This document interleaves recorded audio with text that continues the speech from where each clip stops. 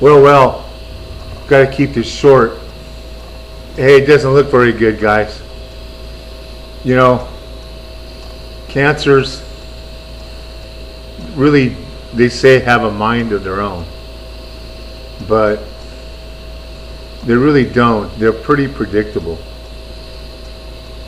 I should let you know that in 2017, 2018, the 3 naturopaths associated with my cancer retreat, 3 of them all developed cancer in the same year. In these cases, the cancer was pretty aggressive. Mine wasn't at the time because I knew how to treat it. One of the naturopaths was treating the cancer effectively, but got distracted by diet and totally lost sight of what she was doing.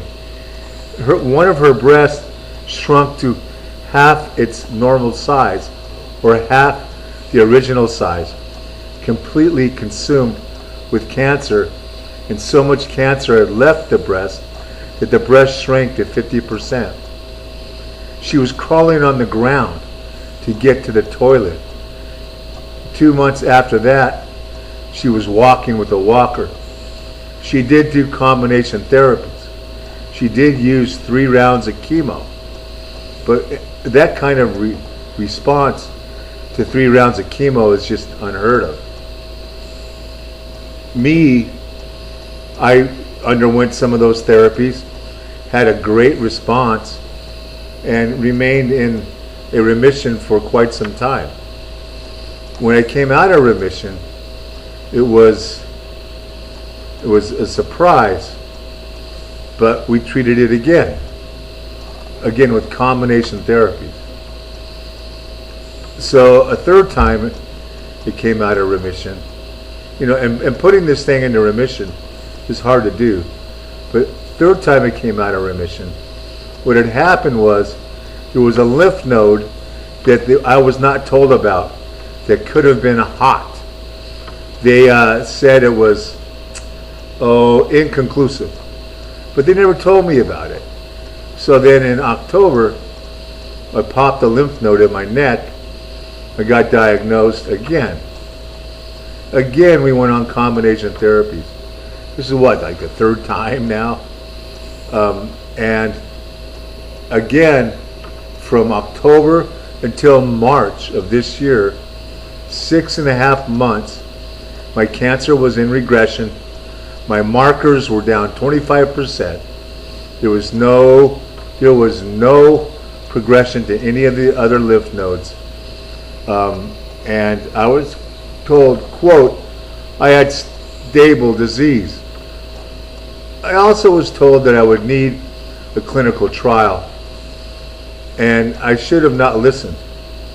I went into the clinical trial and had a reaction to the monoclonal antibody.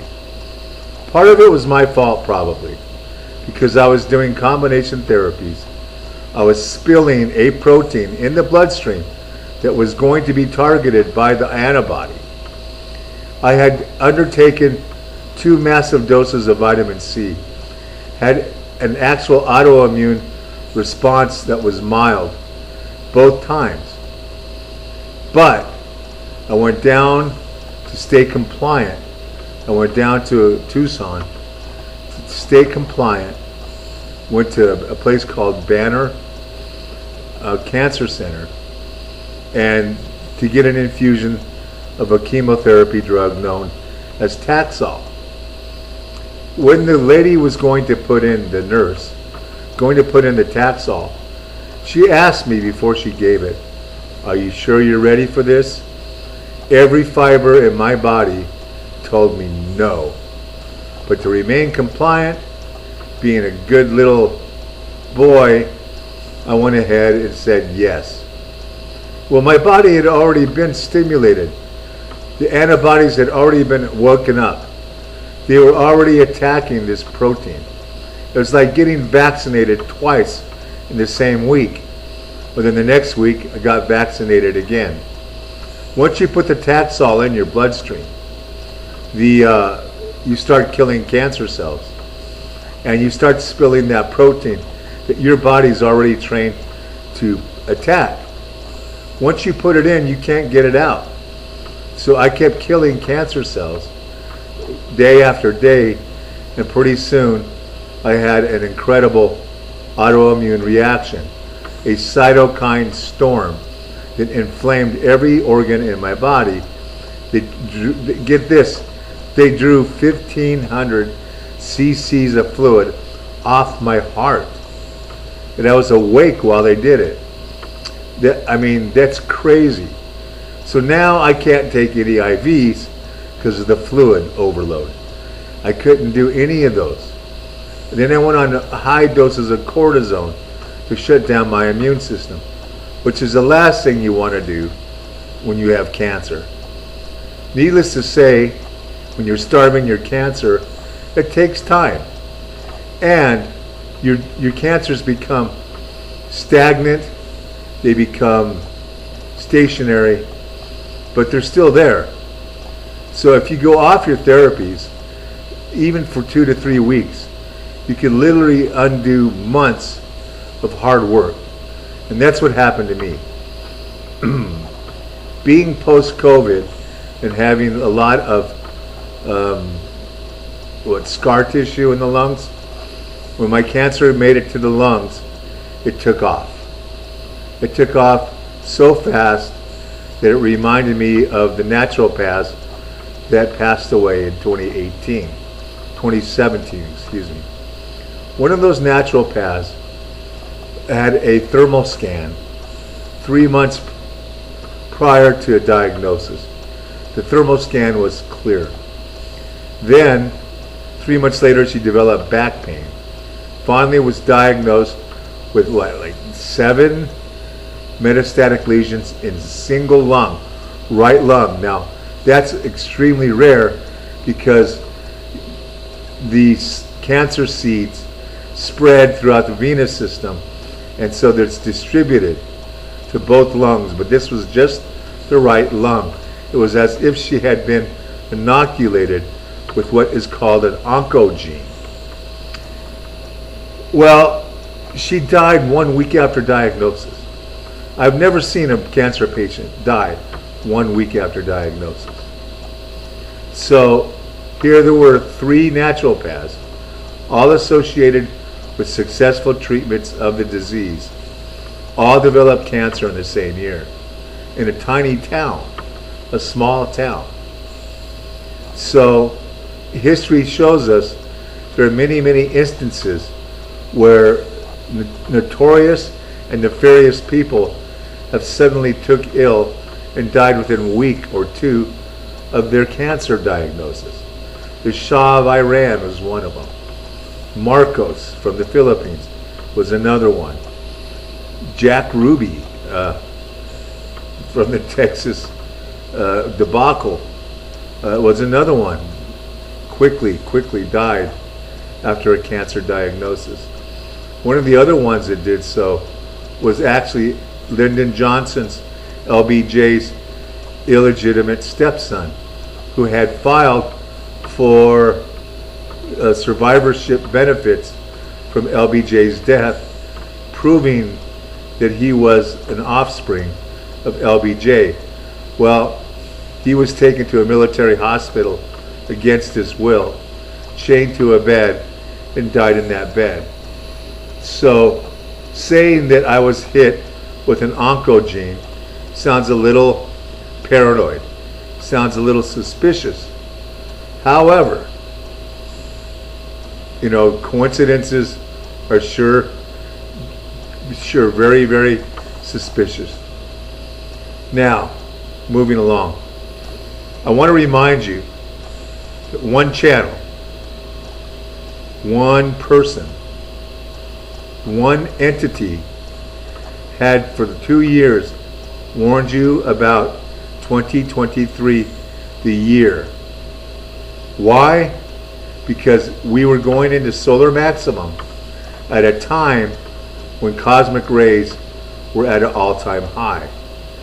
We knew and can easily predict that the interaction between outside cosmic rays and the sun's own rays and energy would cause extreme energy concerns.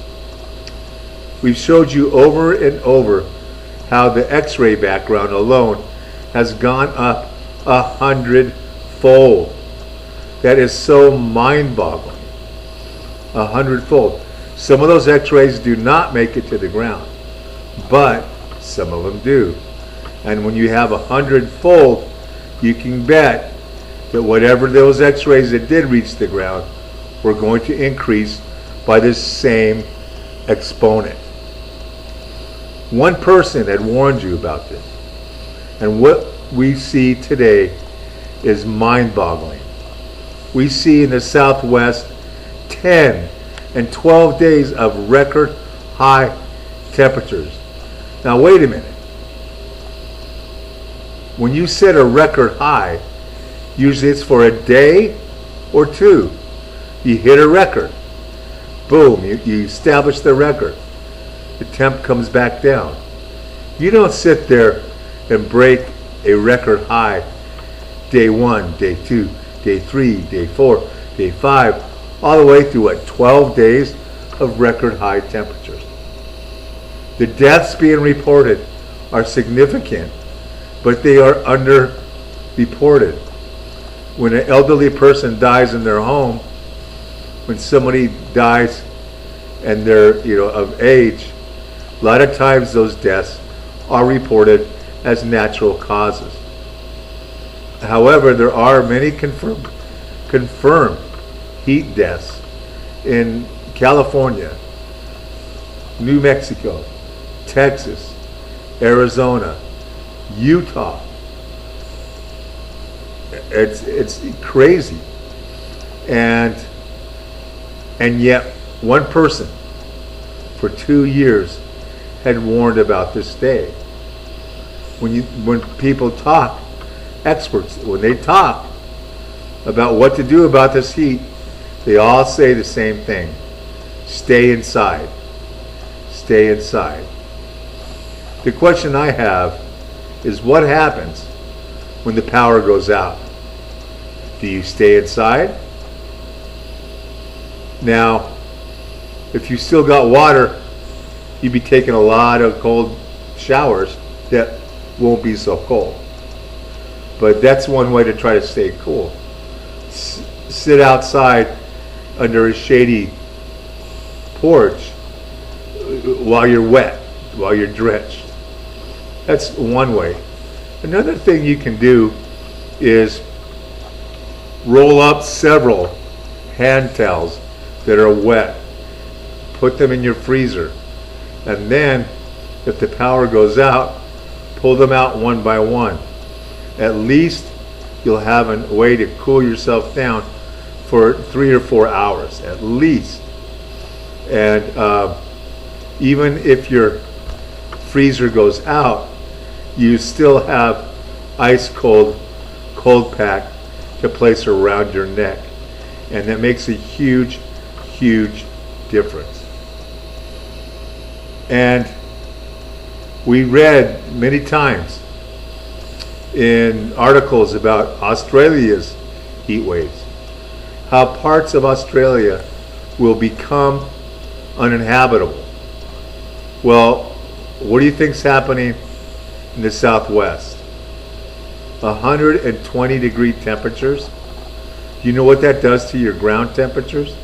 It takes your ground temperatures up to 165, 175 degrees. People growing cannot start seedlings with that kind of ground temp.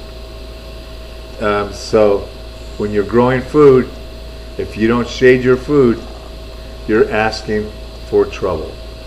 Even direct sunlight, plants that love direct sunlight are going to hate the direct sunlight. The other thing is about migration. You can migrate to a higher climate where you have more monsoons, a higher climate where you have colder temperatures.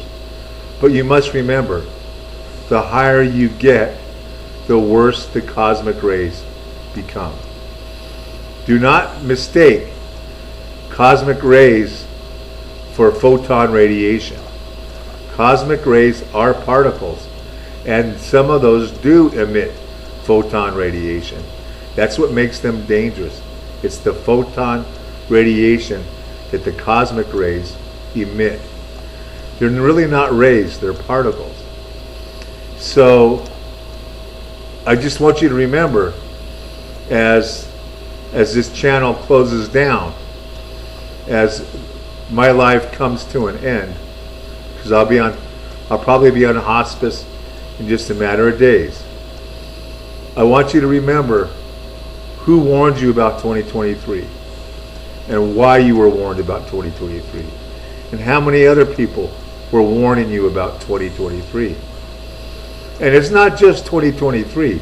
2023 is the onset, the starting point of this gruesome heat.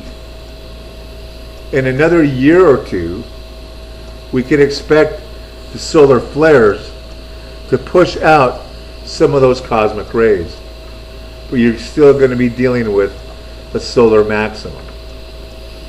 So you're going to have at least another 2 years of this gruesome and intolerable heat. And the best thing that the earth can do is create clouds. Shade is gold. I've said it many times. Shade is gold. So as I pass into a new era and a new realm of life, I want to do one thing, and I want to thank you all for your devotion to truth, because that has saved lives and will save lives.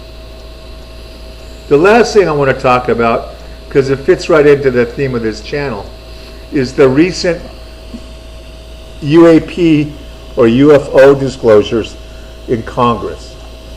I've been watching them, and I do have to say, much of it sounds scripted, and much of it seems to be designed to scare you.